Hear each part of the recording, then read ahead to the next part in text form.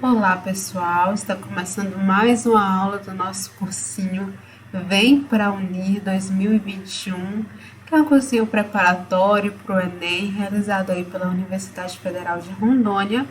Meu nome é Karine e eu vou apresentar para vocês mais uma aula de Química, tá bom?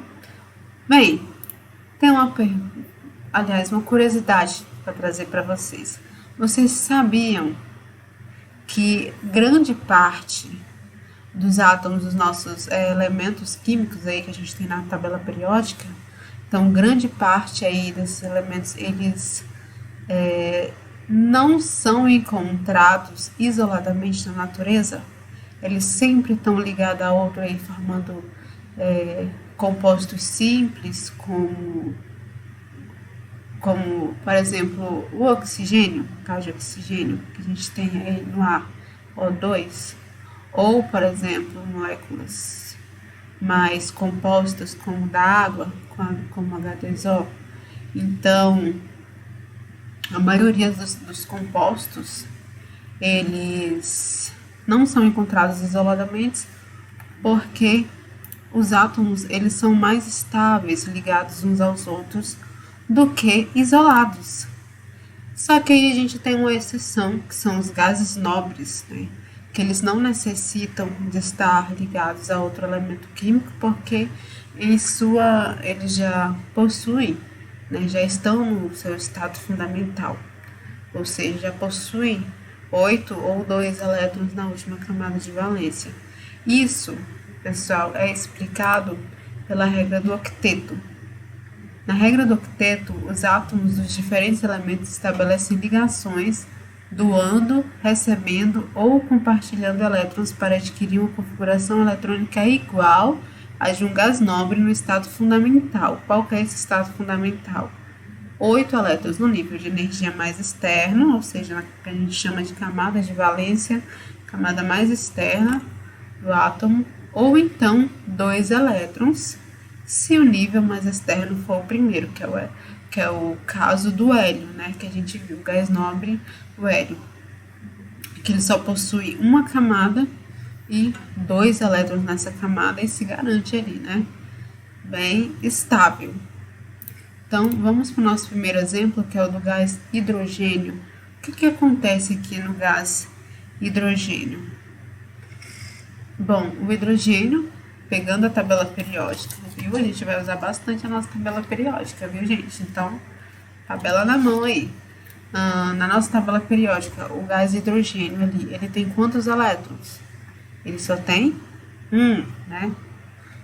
Então, nessa molécula de gás hidrogênio, nós temos aí o H2, 2 elétrons de hidrogênio, onde aí, ó, o hidrogênio é representado por uma bolinha, que é o elétron, né? E o outro hidrogênio representei aqui por um asterisco.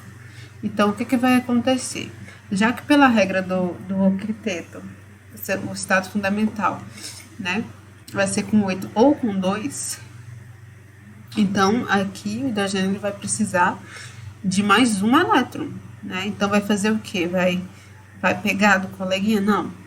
Ou ninguém vai receber, ninguém vai doar. O que vai acontecer aqui? Eles vão compartilhar os elétrons, né? E esse compartilhamento ele pode ser representado aqui pelo tracinho. Então aqui os 2 hidrogênios ficaram com 2 elétrons cada um, porque houve o compartilhamento dos elétrons, ok?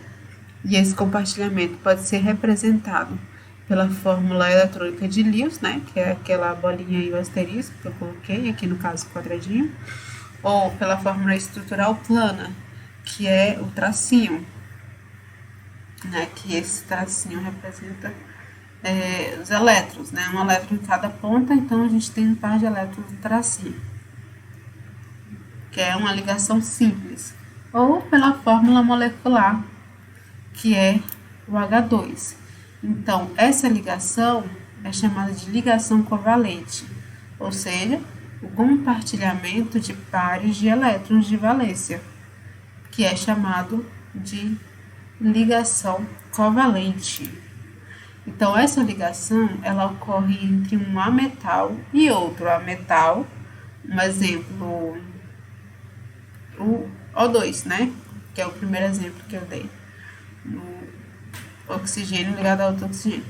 Também, de um ametal e um hidrogênio, no caso da água, H2O, e um hidrogênio mais outro hidrogênio, que é o caso do nosso gás hidrogênio, que nós acabamos de ver, né? Então, a ligação covalente ela vai estar aqui entre esses aqui que eu acabei de falar, entre um metal e outro metal. Também pode ser o gás cloro, né, que é o Cl2, 2 átomos de cloro. A metal hidrogênio, H2O, água, e hidrogênio, outro hidrogênio, que é o H2. E nessa ligação covalente, a gente tem a ligação dupla. Como que formaria uma ligação dupla? Vamos pegar aqui uma molécula de gás carbônico, que é fórmula molecular CO2. Então, vamos lá para a tabela periódica. Aqui a gente tem um átomo de carbono e 2 de oxigênio. Fazendo a distribuição eletrônica de cada um deles, temos 4 elétrons na última camada do carbono e 6 elétrons na última camada do oxigênio. O carbono precisa de mais 4 elétrons para completar aí o octeto, ficar mais próximo aí de um gás nobre, né? E o oxigênio precisa de mais 2 elétrons, né? Que como estão no mesmo período ali do gás nobre do neônio, né? Então, o neônio que já tem seus 8 elétrons aí garantido. Então, o carbono precisa de 4 e o oxigênio precisa de 2. Então, representando eletronicamente, né, coloca cada átomo rodeado pelos seus elétrons, né, os últimos elétrons, ou da camada de valência, camada mais externa. Então, vamos aí fazer. O oxigênio precisa de 2, faz o primeiro compartilhamento, ganhou um elétron. Faz o segundo compartilhamento, mais um elétron. Então, ele já estabilizou. Tinha 6, fez 2 compartilhamentos, já tem 8 elétrons. O carbono, né, tinha 4, fez 2 compartilhamentos com esse oxigênio de azul. Então, o carbono que tinha 4 passou a ter 6. Então, restou o quê? Mais 2 elétrons para fazer compartilhamento com o outro oxigênio, completando todos eles com 8 elétrons cada um. Então, aqui na molécula de gás carbônico, nós tivemos aqui, ó, cada tracinho representado por uma ligação covalente, uma ligação compartilhada. Então, aqui nós tivemos duas ligações duplas, né? Outra ligação também na covalente é a ligação tripla. Na ligação tripla, vamos pegar um exemplo da fórmula do gás nitrogênio, né, que sua fórmula molecular é N2. Então, pegando aí, ó, nitrogênio tem o número atômico 7, fazendo a distribuição eletrônica. Ele tem 5 elétrons na última camada, né, na camada mais externa, e precisa de mais 3 elétrons para completar o octeto, para ficar com 8 elétrons aí na camada mais externa. Para isso ocorrer, o que vai acontecer? Organizando os 2 nitrogênios, né?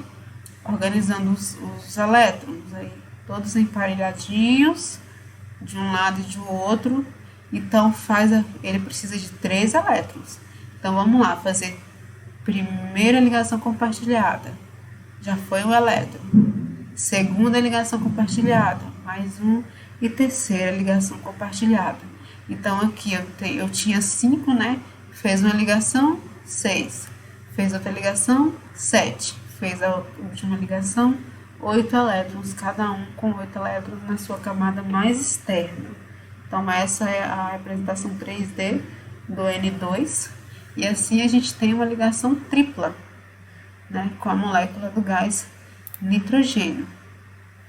Temos um outro caso, né, que no nosso livro vocês vão encontrar aí no livro da Marta Reis, chamado de casos especiais, mas que eu prefiro chamar de ligação dativa ou coordenada. O que acontece nessa ligação? Como, por exemplo, no monóxido de carbono, CO. Nós fazendo a distribuição, né, da eletrônica do carbono e do oxigênio. Então, o que vai acontecer aqui?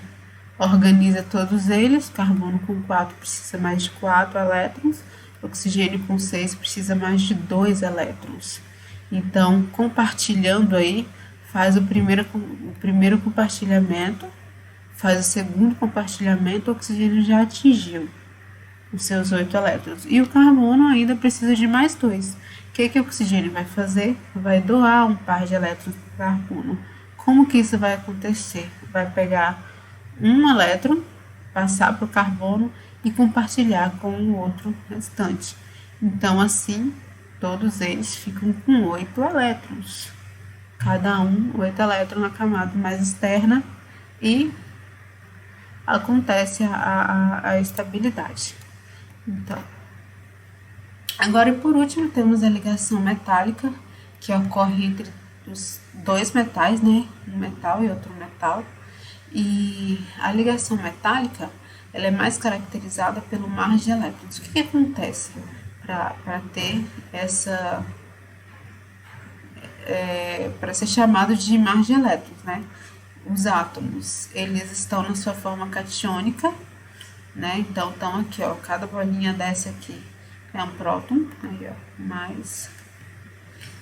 E os elétrons, eles ficam circulando em volta deles. Então, os elétrons, eles não ficam ali na camada de cada cátion aqui, de cada metal, de cada próton. Eles ficam circulando em volta, né? Ao redor dos átomos que terão cargas positivas, né? Que tem as suas cargas positivas. E a estrutura dos metais, elas são mais organizadas. Tá vendo? Geralmente tem esse formato bem mais organizado. E isso se deve, gente, também às propriedades desses metais. Então, nós temos como propriedade a condutibilidade elétrica, né? Não só elétrica, como também térmica. Também são excelentes condutores. O estado de agregação, eles podem se apresentar na fase sólida em condições ambientes, né? Com a exceção do mercúrio, que ele é líquido. Ponto de fusão e ebulição altos. Dureza também apresenta de baixa dureza, porque eles são facilmente riscados por outros materiais, né? Eles possuem alta tenacidade, suportando pressões elevadas sem sofrer rupturas. Exemplo, panela de pressão aí da tua mãe, aí da tua cozinha. Ou também possuem grande resistência à tração, por isso que são utilizados bastante como os cabos dos elevadores, né? São maleáveis os metais, porque são facilmente transformados em lâminas. Também possuem boa ductibilidade, né? São facilmente transformados em fios, quando aquecidos a alta temperatura, e são insolúveis em óleo e água, né?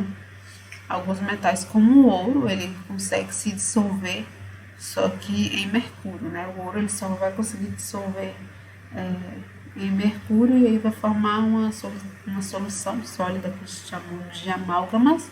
Isso geralmente sempre é utilizado nos garimpos, por aí, né? E observando as propriedades dos metais, tenho duas perguntas para vocês. Vamos lá. Por que as panelas brilham? Você sabe me dizer por que as panelas brilham? E por que as frigideiras possuem cabo de plástico? Bom, isso pode ser explicado por uma das propriedades dos metais, né, no caso das frigideiras, porque, olha lá, eles são bons condutores, são excelentes condutores. Então, se você tem um cabo de metal, vai aquecer, ele vai queimar tua mão, né, que ele aquece muito rápido. E no caso das panelas que brilham, né? Por que as panelas brilham?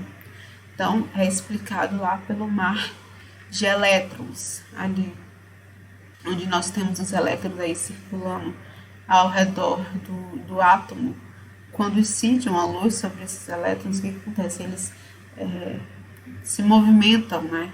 Muito para frente e para trás. E esse movimento emite uma luz e que é observado por nós como um brilho do metal, né? Então é isso que acontece, ok? Então, bons estudos, tá? Para vocês. E já corre lá para fazer a nossa lista de exercícios lá, para vocês aplicarem esse conhecimento que acabaram de ver. E não se esqueçam de se inscrever no nosso canal aí e ativar o sininho aí para vocês sempre serem notificados quando tiver vídeo novo, ok? Então, vem para unir.